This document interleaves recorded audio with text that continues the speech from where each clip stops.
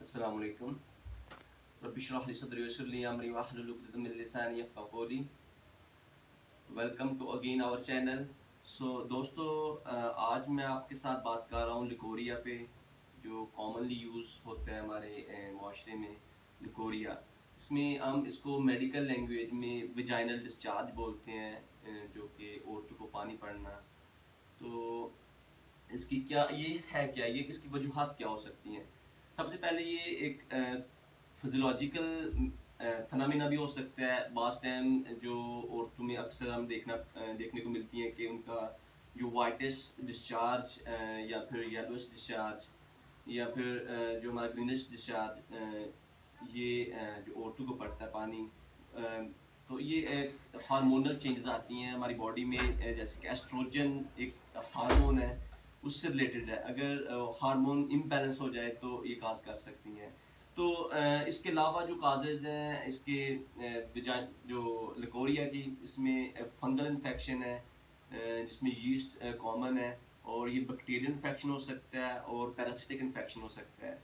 तो ये डिफरेंट जो ऑर्गेनिजम्स हैं जो ये काज करवाती हैं, जो इसकी डिस्चार्ज जो हमारी जो औरतों में अक्सर जो विजाइनल डिस्चार्ज होता है, ये कॉमन काजेज हैं।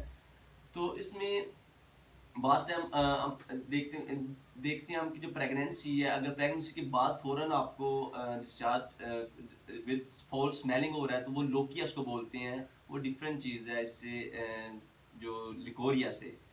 तो इसमें हम इसका जो ट्रीटमेंट करते हैं वो भी अकॉर्डिंग टू डेट ऑर्गेनिजम्स जो काज करता है वो होता है। जैसे कि अगर फंगल है तो उसमें हम एंटी फंगल जो कैप्सूल्स हैं या टैबलेट्स आती हैं, उसमें साथ आपको इचिंग भी होगी, खारिश जो है ये जेनिटेलिया में जो फीमेल हैं उनके, और इसमें वाइट जो थिक डिस्चार्ज होगा।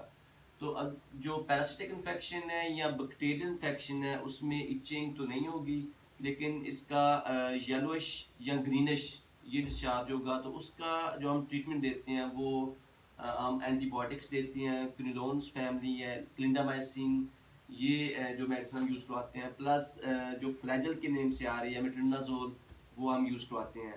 तो ये इसका एटियोलॉजिकल ट्रीटमेंट है। तो प्लस आपने कुछ हाइजेनिक प्रिकॉशंस होती हैं वो अडॉप्ट करनी होती हैं फीमेल ने स्पेशली, तो उससे ये हम छुटकारा पा सकते हैं। तो इसके इक़दार आप जो पाकिस्तान में मोस्टली हम देखने को मिलता है, हकीमों की जो अद्वियात यूज़ करती हैं ये औरतें, और इससे इसके साइड इफ़ेक्ट्स बहुत ज़्यादा हैं जो हम डेली रूटीन में देखते हैं हॉस्पिटल्स में।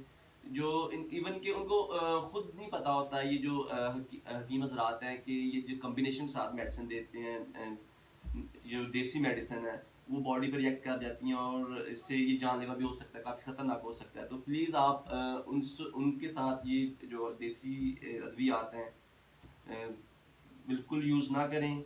जो एलोपैथिक मेडिसिन है वो एक लॉजिकल, जो हम उस तरीके से यूज़ कराते हैं, एटोलॉजिकल है, उसको हम इसकी जो साइड इफ़ेक्ट्स हैं, कॉम्प्लिकेशंस है, इसकी डोजेज है, वो हर चीज़ जो वो कैलकुलेट की होती है।